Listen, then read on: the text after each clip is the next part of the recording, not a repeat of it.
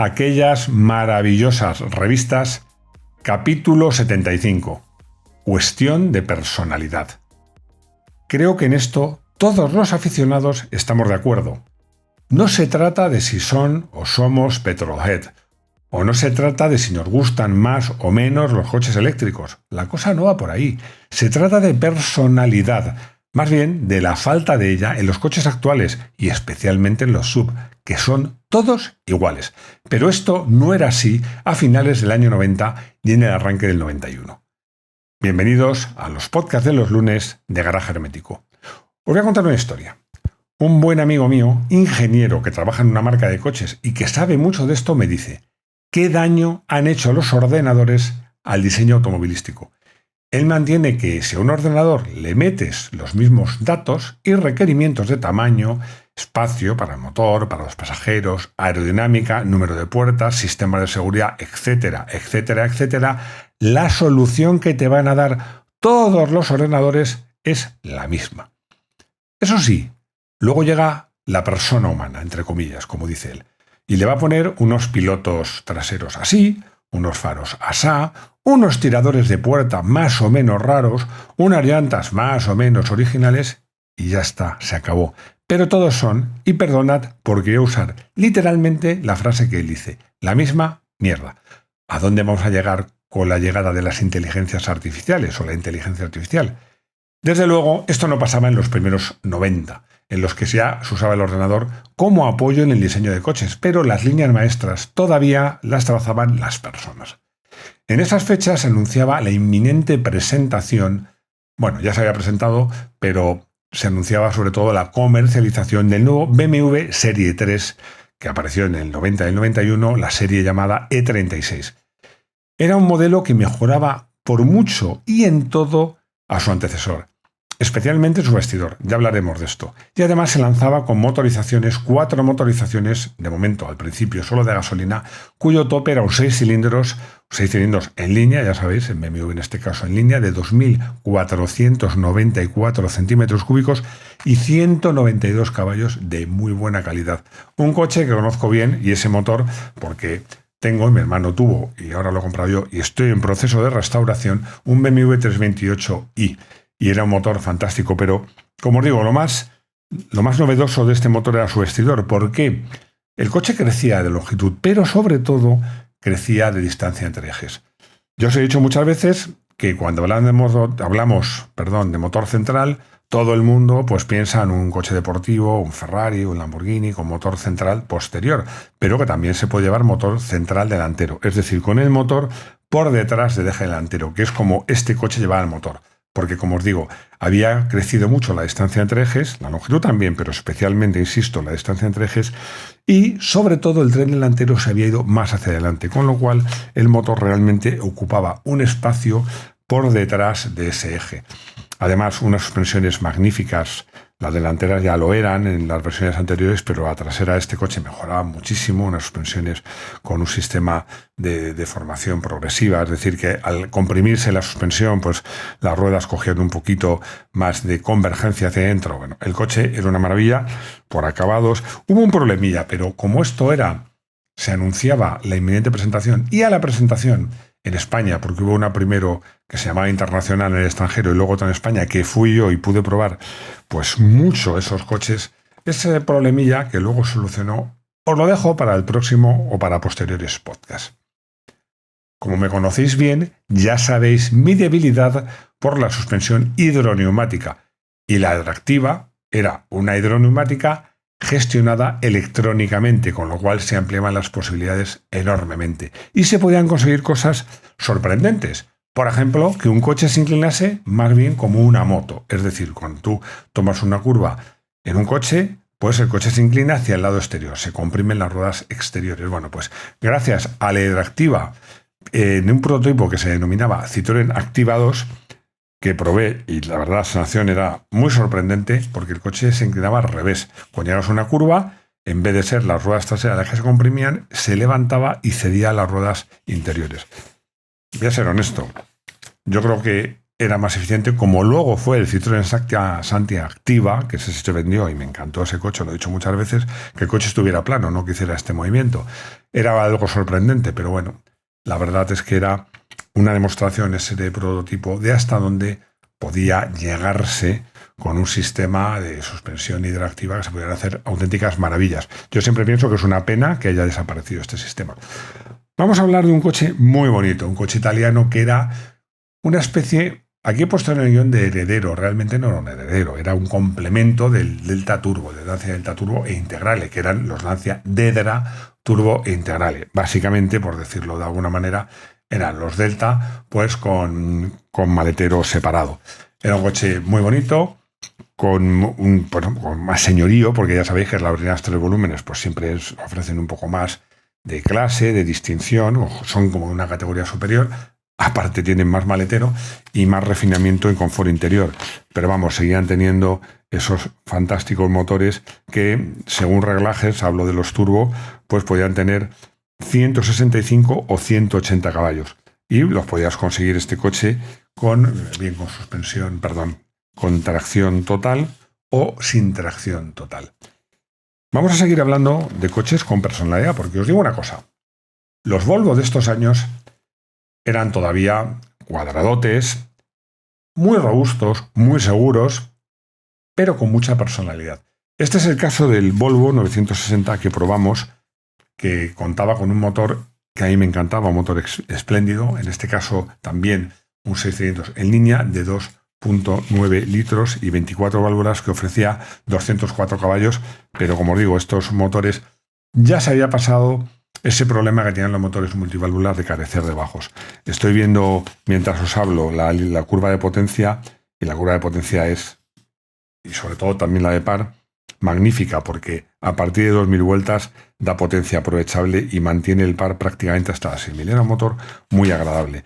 Y luego una cosa que tenía este coche, que era muy Volvo, cuadradote por fuera, pero también por dentro, con un salpicadero rotundo, con líneas, como os digo, muy rectas, pero con un acabado fantástico. Además es que el salpicadero era, digamos, bicolor, con la parte superior pues de un plástico de buena calidad oscuro, gris oscuro casi negro, pero la mitad inferior y los laterales y las puertas estaban tapizados en cuero a tono con la tapicería íntegramente, las puertas traseras también, los paneles, el reposabrazos, todo.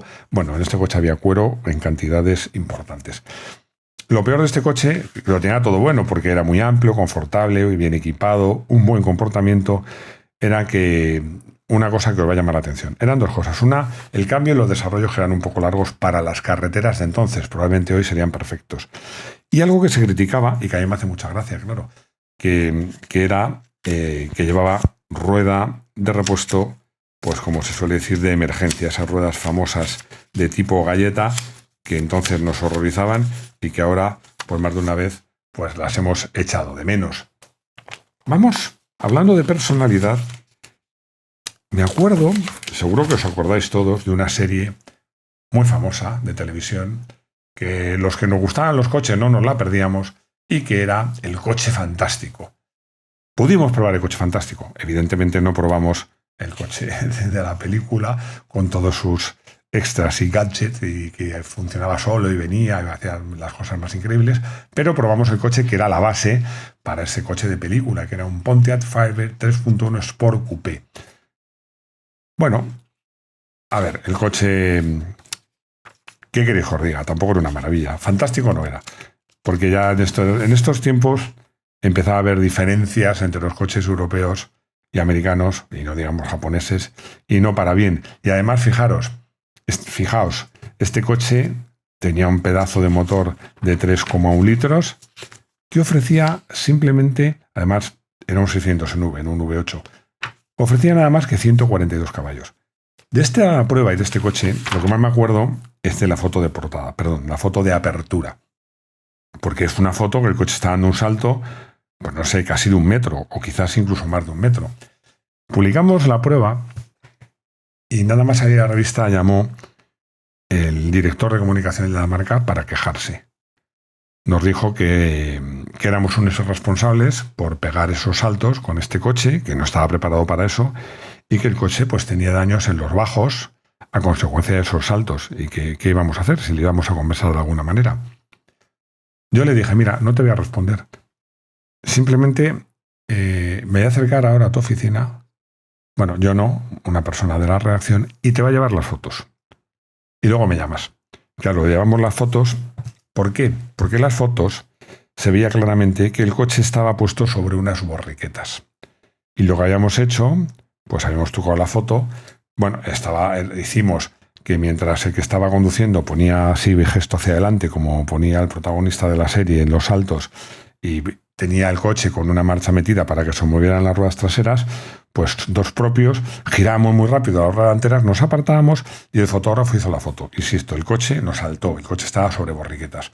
Y luego ya en Photoshop separamos la carretera, le borramos las borriquetas y quedó el salto. Claro, cuando el jefe del director de comunicación vio que había hecho ridículo, porque era imposible que el coche tuviera daños por dar un salto, porque no había dado ningún salto, pues llamó para disculparse, pero vamos, lo justo, lo justo.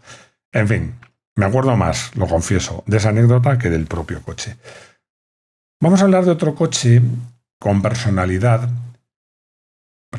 británica, porque hablo del Rover 825 SDTD, un coche que nos gustó, pero tampoco nos entusiasmó, porque era un coche caro y porque esperábamos más tanto de su interior, que era, como decirlo, pobretón. Sí, tenía una incrustación de madera, pero no, el interior no era llamativo, una tapicería gris muy normalita, bueno, había de cuero como opción carísima, pero no, incluso los paneles de las puertas, que también tenían unas inserciones en madera.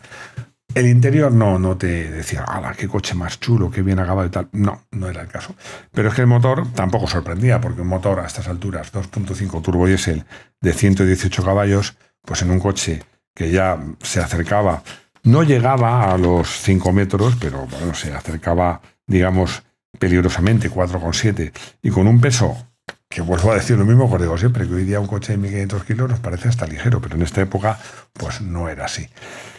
Como os digo, no era un coche que nos entusiasmara, esperábamos más de él. Vamos a seguir hablando de personalidad. Y quizás el rey de la personalidad en estos días de pruebas fue un modelo muy especial, el Panther Kallista 2.9i, porque era un coche construido en los 90, o sea, en ese momento era un coche nuevo, pero con una línea pues prácticamente idéntica a la de coches de 20 y casi 30 años antes, al estilo del Roadster británico. Os digo lo mismo, el Panther, y en concreto el Kallista, no es uno de los coches que más me gusten, pero hay que reconocer que este coche, hablando de personalidad, llamaba la atención por fuera, porque es todo un Panther, tiene, por supuesto, como un coche, si fuera un coche antiguo, los faros, el capó muy estrecho, faros que son ojos saltones, estilo 2 caballos, unas aletas muy largas, bueno, exteriores. El coche por dentro era muy estrechito, la habitabilidad, bueno, yo recuerdo que para meterme en ese coche lo pasé mal, y sobre todo para manejar los pedales. Era un coche caro, con un motor de 3 litros y 145 caballos. Bueno, tal como era el coche, era ligero porque pesaba 1.000 kilos, la verdad es que el coche corría. La capota, bueno, por supuesto no era eléctrica, esto son cosas muy modernas. Pues era relativamente fácil de poner. Comentamos en un pie de foto. Se puede poner incluso uno solo, pero mejor dos, sí, mejor dos. Era un coche para una persona adinerada que quisiera disfrutar de un coche clásico, con las ventajas de un clásico, pero sin las desventajas o con las ventajas de un coche moderno. La verdad es que os he dicho que este Panther Kallista era el rey de la personalidad. Pues me he arrepentido, porque yo creo que no, que os he mentido sin querer, porque para mí, de todos estos coches que os traigo, el que tiene más personalidad de todos no es el Panther Kallista, sino el Lamborghini 350 GT, ojo, con apellido, el Proto. Esto de apellido es muy importante. ¿Por qué? Porque unos aficionados habían conseguido rescatar un Lamborghini 350 GT que llevaba 26 años arrumbado ahí en un garaje, y que era el primer prototipo que se presentó en el Salón de Turín. Este coche es que además no llevaba ni motor, porque con las prisas no dio tiempo a ponerle un motor, porque no cabía, y pusieron un montón de ladrillos para comprimir la suspensión delantera, y así es como se exhibió en el Salón de Turín. Bueno, este coche lo habían restaurado, lo más difícil, porque como os digo, este coche nunca había llevado motor. Cuando quisieron meter el motor V12, aunque era Lamborghini, no cabía, hubo que hacer cambios incluso en el bastidor. Pero es precioso. Yo creo que este Lamborghini es uno de los grandes olvidados, porque claro, luego llegó el Miura y luego llegó el Countach y se nos olvida pero este coche es una auténtica maravilla. Y bueno, cuando le cambias además y le quitas 200 kilos de ladrillos y le metes un V12, pues la cosa mejora espectacularmente. Es un coche, como digo, para mí, sin duda, el rey de la originalidad y de la personalidad. En estos tiempos, ya hemos acabado de hablar de producto, casi, porque antes de ir al Motorsport, en estos tiempos, mi intención y la de mis jefes y la de todos los que trabajamos en las revistas era distinguirnos, hablando de personalidad, que queríamos hacer cosas diferentes. También hay una cosa, y es que siempre lo he dicho, la opinión de los probadores tenemos la ventaja de que probamos muchos coches y, bueno, que estamos, es nuestro trabajo, ¿no? Coches buenos, malos, más caros, más baratos, pero ya llega un momento en que de algún modo pierdes la capacidad de sorprenderte, ¿no? Porque como estás todo el día de un coche nuevo a otro, cada vez mejor, cada vez más nuevo. Yo siempre tuve interés, y lo sigo teniendo, en la opinión de la gente de a pie. Y se me ocurrió una idea, ¿por qué, como complemento a nuestras pruebas, pues no dejamos que sean lectores, personas, usuarios normales, que prueben los coches? Luego contaré que en el fondo no fue una buena idea. Luego lo contaré. Pero la anécdota de esto es que empezamos, nuestro primer conejillo de indias, nuestra primera víctima, fue el BMW 328IS. El 328IS, que era de la generación anterior, el nuevo estaba llegando, era un coche magnífico porque algunos decían que era un Mini M3. Bueno, sí, es posible, pero lo bueno que tiene este coche, lo he contado ya, pero por si acaso no lo escuchaste en su momento, lo vuelvo a repetir. BMW, sus motores más potentes de la serie 3 eran 6 cilindros, excelentes motores. Pero claro, pues no hace falta ser muy listo para llegar a la conclusión de que un motor de 6 cilindros más o menos pesa un 50% más que un 4 cilindros. Con lo cual eran coches con el peso muy vencido hacia el eje delantero y por tanto poco ágiles. Eso lo solucionaron, como se contó antes, con más batalla, unas mejores suspensiones, pero claro, esa era la serie 36. La anterior, pues no era así. Este coche tiene una cosa muy buena. Tiene un motor de 4 cilindros, un 1.8, pero gracias a la tecnología de las 16 válvulas daba 136 caballos. No era para tirar cohetes, 136 caballos en un coche que, comparados con sus rivales de tracción delantera, era pesado, porque pesaba 1.150 kilos. Vuelvo a decir lo mismo, hoy día es un peso pluma, pero en esa época, comparado con los Golf y Renault 19 deportivos, pues era un coche que le sacaba 100 kilos casi, o 70, porque claro, el eje, aunque solo sea el eje de transmisión hacia atrás, pues ya pesa. Pero a cambio tenía las ventajas de ser un coche con propulsión posterior, que a mí, en coches deportivos, pues me gusta más, que queréis que os diga, en coches deportivos o dinámicos. Lo bueno de este coche es que tiene un reparto de peso de 53-47, muy equilibrado para ser un coche de motor delantero. Y bueno, no tenía ayudas electrónicas, pero es que tenía 136 caballos y muy buena motricidad. Era un coche redondo. La gracia de esto es que a unos buenos amigos míos, pues les dije, oye, voy a hacer esta prueba. Como vosotros sabéis de coches, porque ellos sabían de coches, tenían bastantes coches, sobre todo eran muy de Mercedes, porque eran amigos míos con dinerito. Bueno, uno de ellos tenía un Ford Escort RS, pero eran coches de la familia, sobre todo eran de Mercedes, de toda la vida, de coches buenos. Y nunca habían probado BMW. Bueno, probaron este coche. Fijaos, os voy a dar un dato que os vais a alucinar. Desde ese día, que ya ha llovido, 34 años, si no me equivoco, hasta hoy, todos los coches que han comprado son BMW. Se convirtieron en unos absolutos entregados fan de la marca BMW. La verdad es que yo siempre digo que soy más de modelos que de marcas, pero debo confesar que si tuviera que elegir una marca, a alguno le va a sorprender, pero antes elegiría probablemente a BMW que a Porsche. Perdonar, ya estamos llegando al final, porque estamos hablando de las revistas que aparecían a finales del año 90 y ya la primera semana del 91. Os voy a hacer una pregunta, que no es de coches, es una pregunta general, sobre todo a los españoles, porque estas cosas cambian según los países.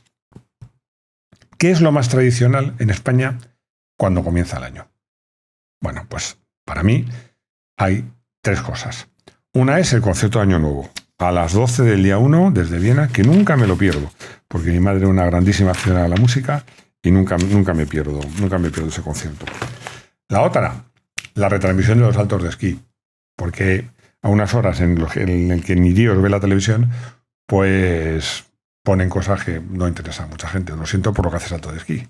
En España serán pocos o ninguno, pero no interesa mucho. Y la tercera, que esa sí me interesaba, el París-Dakar. El París-Dakar, que ya se acercaba a las 15 ediciones, perdón, y que, bueno, pues tenía las espadas en todo lo alto, porque se presentaba un equipazo de Citroën bestial con los ZX Rally Ride a tope, que había realizado pruebas intensísimas, el equipo Mitsubishi a tope, los Lada, que eran unos Samara preparadísimos, muy buenos Range Rover privados, Nissan. Bueno, ya en la clase maratón, un poquito más de serie, también estaba Toyota, era muy competente. Bueno, la verdad es que era una inscripción de lujo. El recorrido, 8.000 kilómetros, saliendo desde Marsella, en barco a Trípoli, y luego recorriendo Gadamés, Idri, Gat, Tumú, Dirkut, Gosolón, Agadez, Tilia, Tumbuctú, Nema, Tichir, Kifá, Tambacounda y, por fin, Dakar. Bueno, un recorrido espectacular. Para mí el Dakar sigue teniendo su magia. Esta era la edición, es que no lo quería decir, lo voy a decir de otra manera, 13ª, la 12+1. Sigue teniendo su gracia, su misterio, su mística, su dificultad, indudablemente. Lo que sucede es que ha ido cambiando. En un sentido, se ha convertido de ser una carrera más de orientación que de velocidad a ser más de velocidad que orientación. O sea, si te pierdes, pero si no vas rápido, aunque no te pierdas, no quedas bien. Y luego, la magia de África es irrepetible. Es irrepetible. Bueno, a mí los que se hicieron en Sudamérica me encantaron. Lo que pasa es que en Sudamérica son sitios civilizados. Es que me acuerdo de un piloto de moto, que no voy a decir cuál, que pinchó una rueda, se desvió 20 kilómetros de la ruta y fue un taller a que se la arreglaran. En África esas cosas no pasaban. Dependías de ti mismo y de tus asistencias. Bueno, aquí se anunciaba que el París-Dakar estaba a punto de comenzar, y en próximos capítulos de los podcasts pues iré contando cómo acabó, aunque los más listos de la clase, ya lo sabéis. Bueno, ya hemos llegado al final. Muchísimas gracias por aguantar hasta aquí. Perdonad alguna tos que otra. Lo que pasa es que prefiero no cortar para no dar trabajo a Pablo, que edita este podcast. Total, estamos entre amigos. Y nada más. Gracias por escucharme, por estar ahí. Espero, pues nada, que me escuchéis de nuevo en los podcasts de los lunes de Garaje Hermético. Hasta pronto.